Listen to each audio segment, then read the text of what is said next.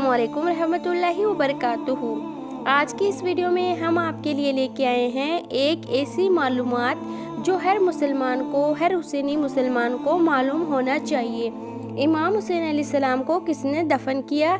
इमाम हुसैन अलैहिस्सलाम के शहीद होने के बाद उनको किसने तदफीन किया और कैसे क्या हुआ, ये सब हम आपको बताएंगे आज की वीडियो में। तो मेरी आपसे गुजारिश है कि इस वीडियो को आखिर तक ज़रूर देखें और इस वीडियो को एक लाइक करके चैनल को सब्सक्राइब भी ज़रूर कर लें। 10 मुहर्रम को जब इमाम अलैहिस्सलाम की शहादत हो गई तो औलाद रसूलुल्लाह सल्लल्लाहु ताला अलैहि वसल्लम को कैद किया गया। हुजूर पाक सल्लल्लाहु ताला अलैहि वसल्लम की बेटियों को कैद करके रूम में और शाम की तरफ ले जाया गया। आगे आगे फौज यजीद नाचती हुई जा रही थी और पीछे पीछे रसूलुल्लाह की बेटियां नवासियां कैद होकर बेवारिशों मददगार होकर चल रही थी। फौज यजीद मलूनों के हाथ में तमाम शहीदों के कटे हुए सर थे और वहाँ पर बगैर सर के ज़मीन करबला पे ये मुकद्दस जिस्मान जो शहीद करबला थे वो बिखरे पड़े थे। तारीख गवाह है कि बगैर कफन के 3 दिन तक रसूल पाक सल्लल्लाहु ताला अलैहि वसल्लम के ख़ानदान के खून और लाशें ज़मीन करबला पर बिखरी पड़ी थी। बस फिर 13 मुहर्रम 61 हिजरी को जब आसपास के लोगों ने ये मालूम किया कि फ़ौज का पहरा कम हो गया, चलो हम चलकर नहरे फरात से पानी भरकर ले आते हैं। बनी असद की कुछ औरतें जब नहरे फरात से पानी भरने लगी तो उन्होंने देखा कि करबला के ज़मीन पर लाशें बिखरी हुई है। कहीं पर किसी का बाजू है तो कहीं पर किसी का जिस्म पड़ा है। बनी असद की औरतों ने जब ये आलम देखा और ये मंजर देखा तो वो रोते रोते अपने कबाइल के मर्दों के पास गई और जाकर उन मर्दों से कहने लगी, ए रसूल अल्लाह का कलमा पढ़ने वालों, इस ज़मीन करबला पर रसूल अल्लाह पाक का ख़ानदान था। शायद यजीद मलून की फ़ौज ने उनको कत्ल किया है। उनके जिस्म यहीं पर बिखरे हुए हैं, उनके ख़याम जले हुए हैं। आओ रसूल अल्लाह के ख़ानदान के जिस्मों को हम तदफीन करते हैं। बनी असद के लोगों ने कहा, क्या तुम पागल हो गई हो? यजीद ने उनको कत्ल किया है, अगर हम उनको तदफीन करेंगे तो यजीद हमारा भी दुश्मन बन जाए। छोड़ दो, कोई ना कोई आएगा और तदफीन कर ही देगा। तो उन औरतों ने कहा, ताजुब है, तुम अपने आप को मुसलमान कहलाते हो, रसूल अल्लाह का कलमा पढ़ते हो, लेकिन उनके नवासे और बेटों के लिए ये मवादत रखते हो।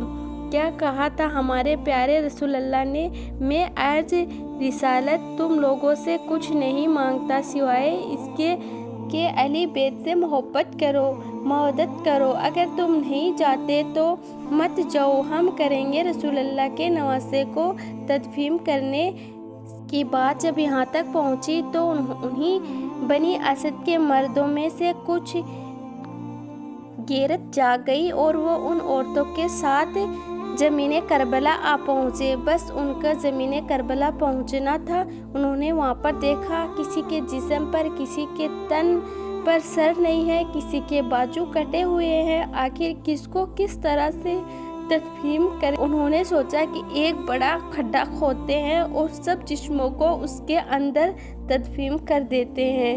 वो खड्डा खोद ही रहे थे, इतनी देर में मौजूदे से एक घोड़े सवार वहाँ पर आ गया।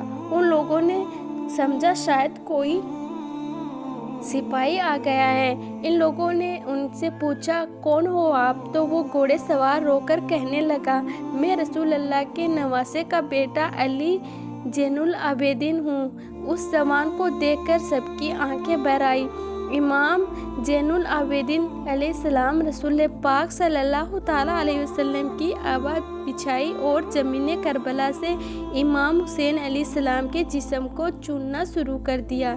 कहीं से इमाम हुसैन के जिस्म का कुछ हिस्सा मिलता है, कहीं से उंगली मिलती है, कहीं से बाजू मिलता है, कहीं से آپ کے پیر ملتے ہیں، کہیں سے کندھا ملتا ہے۔ بس امام حسین علیہ السلام کے جسم کے ٹکڑوں کو امام زین العابدین علیہ السلام رسول اللہ کے ابا میں جمع کرتے ہیں اور ایک جگہ زمین کو تھوڑا کھودتے ہیں تو وہاں پہلے سے ہی قبر بنی ہوئی ہوتی ہے۔ اس کے بعد امام حسین علیہ السلام کو اس قبر میں تدفین کرتے ہوئے اور انہی کے ساتھ اپنے بھائی علی اصغر اور علی اکبر کو بھی تدفین کرتے ہیں اور ایک قبر بنا دیتے ہیں، اور وہاں پر جہاں لوگوں نے بہت بڑا گڈھا کھود دیا تھا وہاں دوسرے سارے جسموں کو تدفین کر دیتے ہیں، اور اس جگہ کو آج بھی گنج شہیدہ کہا جاتا ہے، جہاں پر باقی شہداؤں کے جسم ایک ساتھ دفن ہے۔ جب تمام جسم تدفین ہو چکے تو کسی نے کہا ایک جسم رہ گیا ہے، ایک بوڑھے صحابی ہیں، ان کو ہم نے تدفین نہیں کیا۔ امام شہزاد علیہ السلام رو کر فرمانے لگے، اے بوڑھا شخص حبیب ابن مظاہر ہے، اللہ وبارک تعالی چاہتا ہے ان کا جسم ایسی جگہ دفن ہو جہاں یہاں کوئی امام حسین علیہ السلام کے پاس آئے تو ان کو سلام کر کے آئیں۔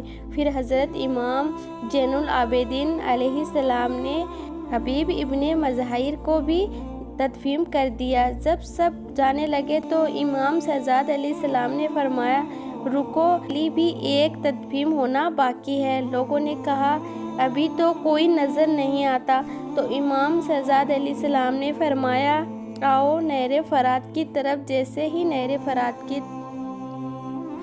کے قریب جانے لگے تو ایک بازو وہاں پر نظر آیا، اور تھوڑا آگے بڑھے تو دوسرا بازو پڑا ہوا نظر آیا۔ بس تھوڑا آگے چلنا تھا تو جناب ابوالفضل عباس علمدار کا جسم مبارک ان کو نظر آیا۔ جناب ابوالفضل عباس علمدار کو اس جگہ تدفین کر دیا گیا جہاں پر وہ گھوڑے کے جن سے زمین پر آئے۔ آج بھی قبر مبارک عباس علمدار اور قبر مبارک امام حسین علیہ السلام ایک دوسرے کے آمنے سامنے ہیں۔